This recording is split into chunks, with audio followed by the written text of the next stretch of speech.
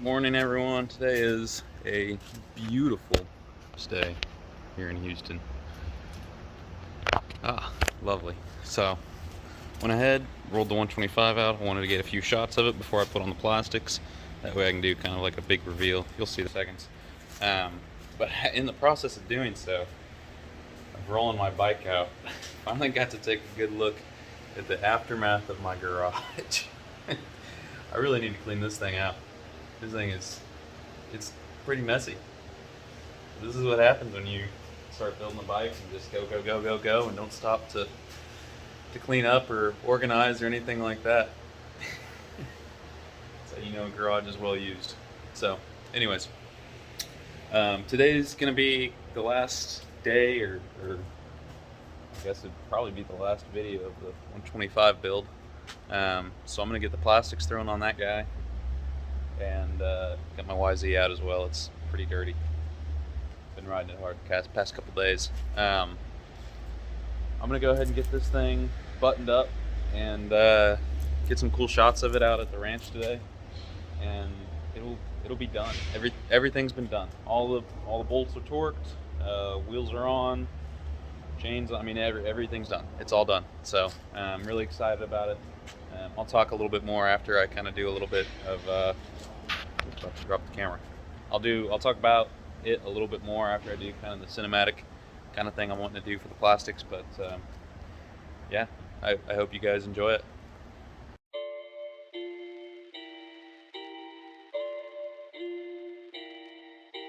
It's getting serious on this track, fam.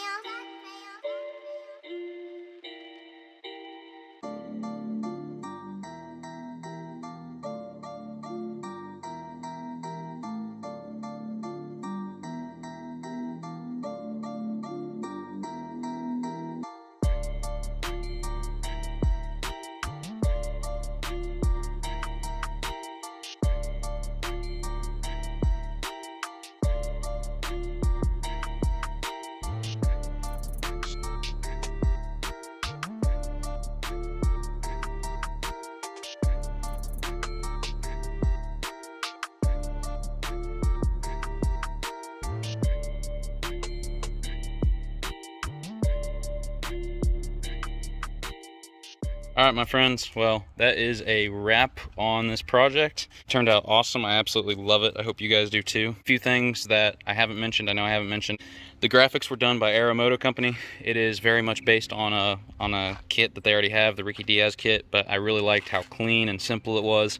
I didn't want the attention to be on the sticker that I put on the side of the plate. I wanted it to be on the bike itself. So I absolutely love the way it looks, with that red frame and all that. It looks fantastic.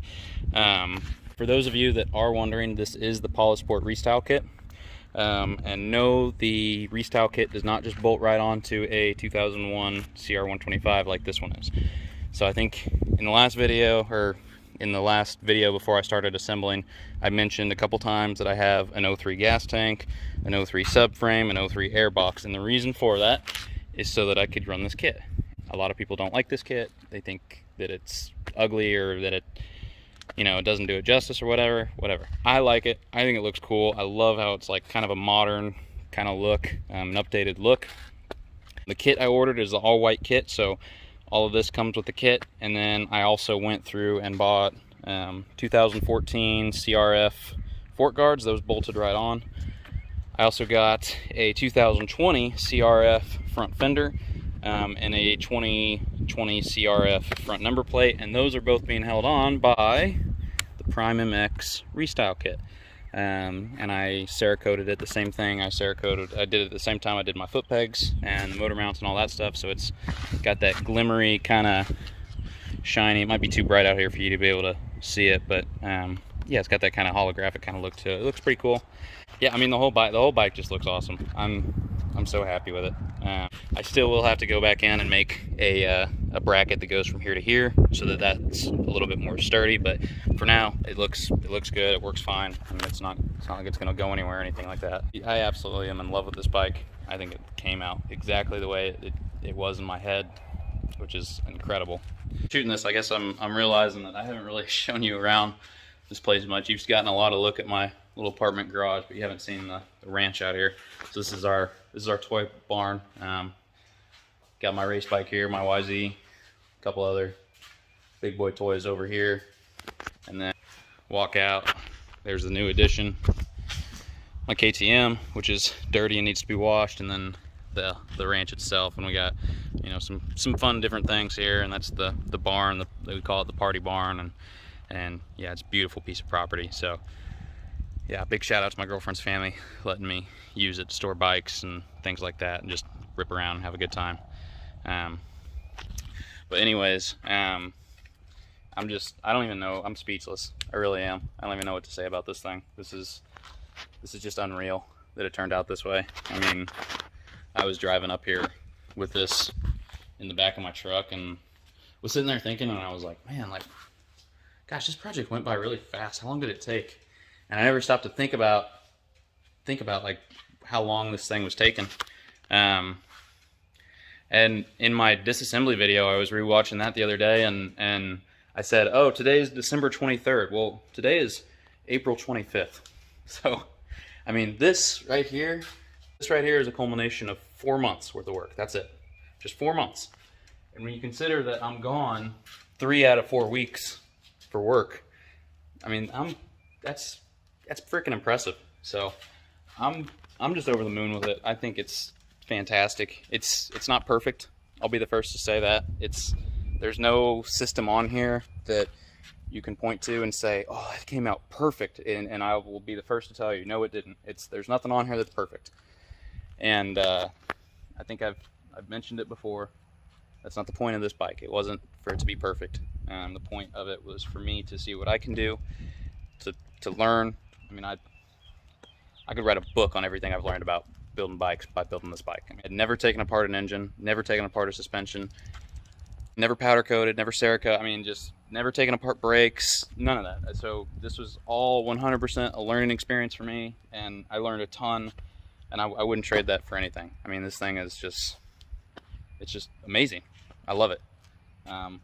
Win or lose, you know what? I have a bike. I have a kick-ass bike. I love it. I learned a ton. So even if I get dead last in the competition, I don't care. I mean, this is worth so much more to me than that. So thank you so much, Cam, for putting this competition on. Thank you so much to all the judges who are putting their time in to make this competition awesome. I really hope you guys like it. I have said I don't know how many times in this video, I love it. I mean, I'm just speechless. Every time I look at it, I'm like, oh my gosh, I built that. It's unreal. It really is. I never thought 4 months ago this is how this bike was going to turn out. It's just crazy. It's just nuts. One last thing before I go that I want to point out. So if you look at my KTM, you can't see the YZ, it's too dark back there. The YZ, I've been showing this bike to certain people, you know, as I've been working on it, people that know me. One thing they always ask me about is why the number change. So this is 614. That bike and the YZ, they're both 632, and that is my racing number. If even right here on the clutch cover, I put 632, right? So a lot of people have asked me, why did you do 614? Why didn't you do 632? The answer to that, it's an ant on my hand. The answer to that is personal reason. My girlfriend's father, who I hesitate to even call him my girlfriend's father, that kind of implies that him and I didn't have a relationship. I'm not married, but you know, I basically, for lack of better explanation, call him my father-in-law. He passed away in August. You know, dirt bikes, and I'm sure a lot of you will get this and understand this, but dirt bikes to me is more than just something to just go out and ride, you know, on an open field and get dirty and whatnot.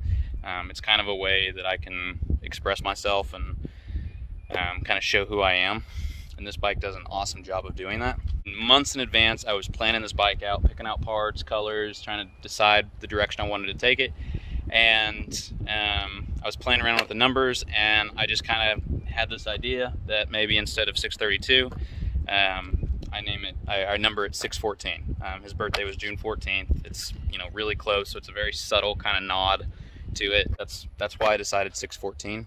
I just wanted a few kind of subtle nods that reminded me of him. Every time I look at it, I'm gonna be reminded of him, and how much joy he brought me. I also have some bracelets that we had made shortly after his death.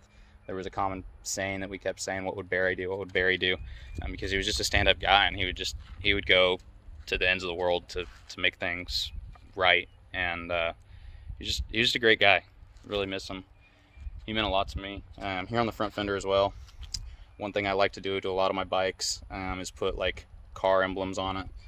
My YZ has a Hellcat logo on it, and this one is probably going to have, like, my KTM is probably going to have like a demon logo. That's beside the point. So his first car was a Pontiac Firebird. Yeah, just another little subtle nod to him.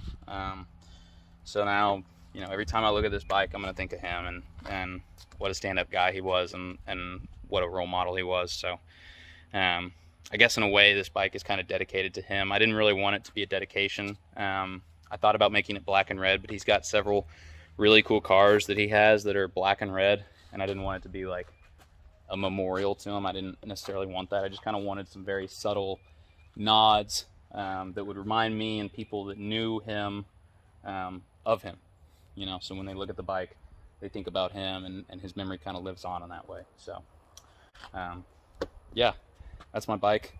sorry if I end this video on a downside, but I love this thing. I absolutely love this thing. Like I said, I don't need to win the competition. I really don't. Like, I'm so happy with this and over the moon that gosh, I don't even know what to say. This thing is just, it's awesome. I'm so happy with it. So thank you again so much, Cam, all the judges that are putting that together. As far as this project goes, as far as like documentation goes, there's really only going to be 2 other videos. I'm going to do one that's like a final time lapse of all of the time lapse pieces that I have. I'm going to put all in one video and post it. So that'll be kind of cool. That's something I always enjoy when other YouTubers post. And then I also need to do the Prime MX after video, which will already be done by the time this video is posted. But as far as this bike goes, that's probably going to be the last of the videos for it. So thank you guys so much. When I started this, I was really hesitant to document anything, because it was like, well, who's even going to watch it? No one's going to watch it. No one cares about what I do. And several of my videos have gotten 20, 30, 40 views, and I think that's incredible. I mean, I really do. That's crazy to me, because in my mind, like, no one cares about what I'm doing, you know? No one cares. You know, I'm just working, and no one is really going to pay any attention to that. So even though it's only 20, 30, 40 views, and that probably doesn't seem like a lot really in the grand scheme of things, it isn't. But to me, like, that's 20 or 30 or 40 people who took time out of their day to see what I'm doing. And I thought the people that were interested in what I was doing was 0. So the fact that there are people out there who are interested, that means the world to me. So thank you guys so much for watching it. I hope you guys enjoyed it. I hope you guys enjoyed seeing what I can do. I know I blew my mind. So yeah, I can't even say enough about this thing. This thing is just absolutely fantastic. I love it, and I hope you guys do. I hope you guys do too. So until next time, I'll see you guys later.